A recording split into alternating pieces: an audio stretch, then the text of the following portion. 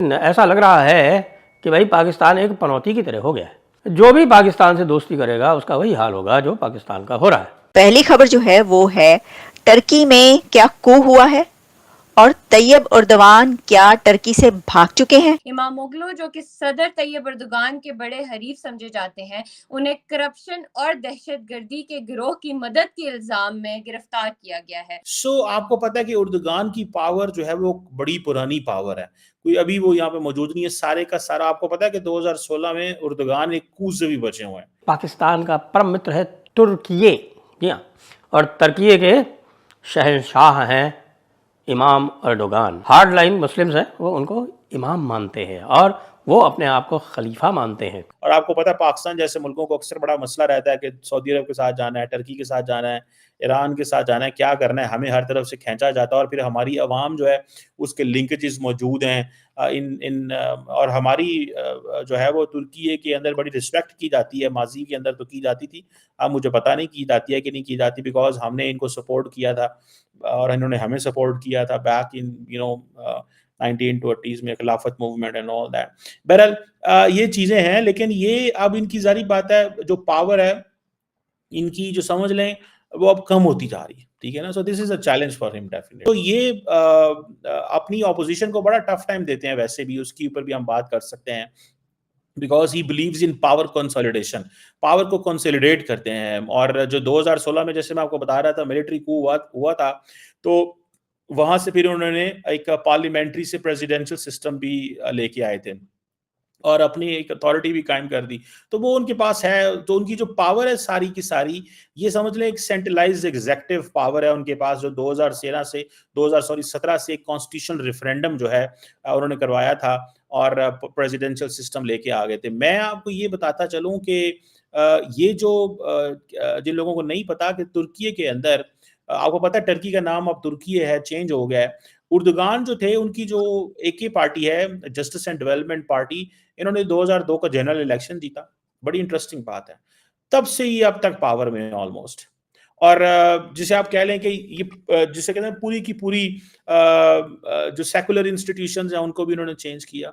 2014 तक जो उर्दुगान साहब हैं वो पहले इलेक्टेड रहे, पहले प्राइम मिनिस्टर रहे, फिर प्रेसिडेंट बन गए। उन्होंने अपनी पूरी की पूरी जो पावर है उसको सही तरीके से एंजॉय किया।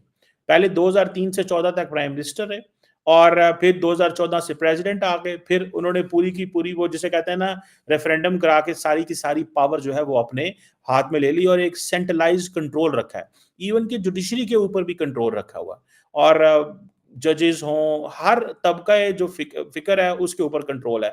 मीडिया के ऊपर उनका कंट्रोल है। कहा जाता है कि जो 90% टर्किश मीडिया है वो प्रो गवर्नमेंट है, जिसको बिजनेस ग्रुप्स जो कि उर्दुगान के लॉयल हैं वो कंट्रोल करते हैं और जो इंडिपेंडेंट आउटलेट्स हैं उनके लिए बड़े मसले मसाइल रहते हैं, उनको बंद कर दिया जाता है, लोगों को जेल में डाल दिया जाता है, उनको जो प्रेसिडेंट के बारे में बात करते हैं, सोशल मीडिया वहां पे बड़ा कंट्रोल होता है।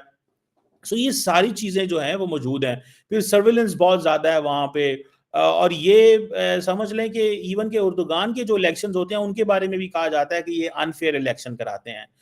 बाइस्ड मीडिया कवरेज होती है, डिस्क्वालीफाइड हो कई कैंडिडेट्स को जो है वो करवा दिया जाता है। ऑपोजिशन के जैसे अभी ये मेयर को गिरफ्तार करा दिया, पॉपुलिस्ट नैरेटिव फिर ये लेते हैं, टर्किश नेशनलिज्म की बात करते हैं, अपने आप को इस्लाम को प्रोटेक्ट करने वाले बात करते हैं, एक वो यूरोप का हिस्सा भी बनना चाहते हैं, नेटो का हिस्सा भी हैं, एंटी वेस्ट भी एक वो करते हैं और फिर जो ऑटोमन एम्पायर है उसकी लेगेसी को भी बार बार इन्वोक करते हैं, रिलीजन और सियासत, मजहब और सियासत को भी जोड़ते हैं और जिसे वो कहते हैं ना उन्होंने अपनी सोसाइटी को भी सही तरह डिवाइड किया हुआ है, secular versus religious, nationalist versus foreign funded, इस तरह के उन्होंने नारे लगाए हुए हैं।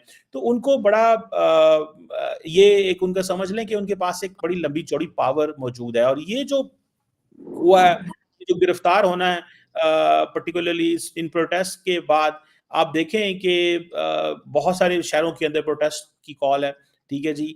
और इनको जो प्रोटेस्ट किया गया है वो असल तो वोटर फ्रॉड के ऊपर प्रोटेस्ट निकाला गया है। ये कहा जा रहा है कि जी बहुत सारी डिस्क्रिपेंसीज हैं वोट काउंट के अंदर और ये भी कहा जा रहा है कि जो रूलिंग पार्टी है उन्होंने इंटरफेयर किया है। फिर इसी तरह पब्लिक के अंदर भी कहा जा रहा है एक फ्रस्ट्रेशन है और ये जो इनको एक थोड़ा सा एक वो जिसे कहते हैं ना उर्दुगान को एक ग्लोबल लीडर और आलम इस्लाम मुस्लिम उम्मा का लीडर बनने का भी शौक है। जैसे फॉर एग्जांपल अगर आपको याद हो, थोड़े दिन पहले क्या नाम है उसका, अमरीकी जो वो जिसे कहते हैं ना प्रेसिडेंट थे, उन्होंने भी एक बात की। उन्होंने कहा जनाब कि जो ये सीरिया के हवाले से उन्होंने बात की। उन्होंने कहा जी सीरिया के हवाले से अगर देखें तो टर्की का ज़्यादा इंटरेस्ट था सीरिया के अंदर, और ये बात सही भी है। सो वो बेसिकली अपने आप को बहुत ज़्यादा अपनी पावर जो है ना उसको एन्जॉय करना चाहते हैं।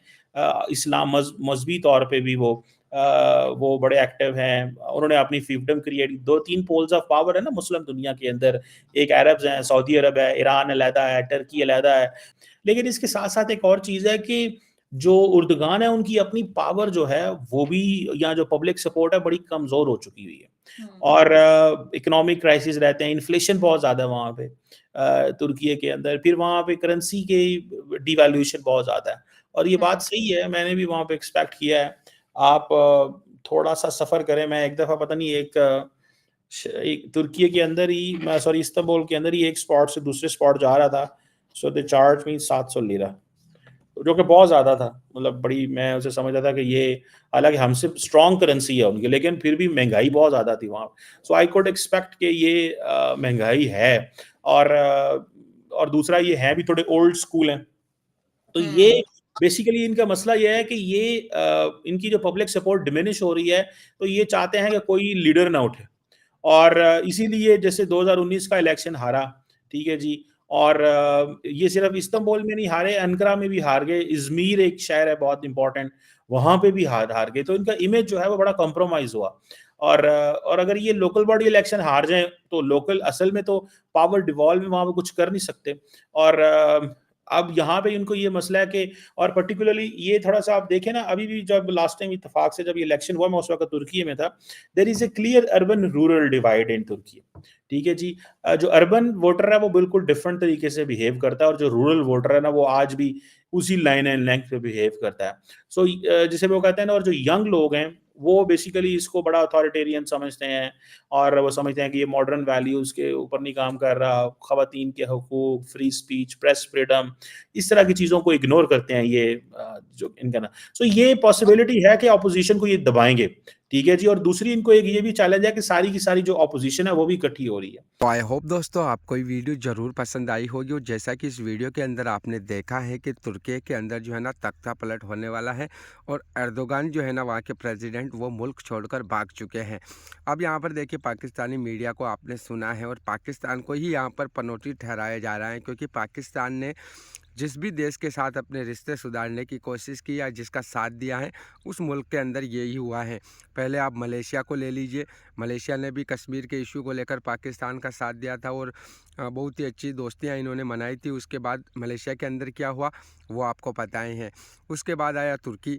तुर्की के जो प्रेसिडेंट है एर्दोगान, उनको भी खलीफा बनने का बहुत ज़्यादा शौक़ था, तो उन्होंने जो है ना बढ़ चढ़कर यूएन के अंदर भी और कहीं पर भी कश्मीर का इशू उठाया, और पाकिस्तान का भरपूर साथ दिया। आज तुर्की के अंदर क्या हो रहा है ये पूरी दुनिया को पता है, आपको भी पता है। तो एक तरीके से पाकिस्तान को ही यहाँ पर पनौती ठहराया जा रहा है कि पाकिस्तान जिस किसी भी देश के साथ में मिलता है उस मुल्क के अंदर ऐसा ही होता है। तो बाकी आपने पूरी वीडियो देखी है, अगर आपको कुछ कहना है तो कमेंट करके ज़रूर बताना। हम मिलेंगे अगली नई वीडियो में, तब तक के लिए आप सभी का बहुत बहुत धन्यवाद।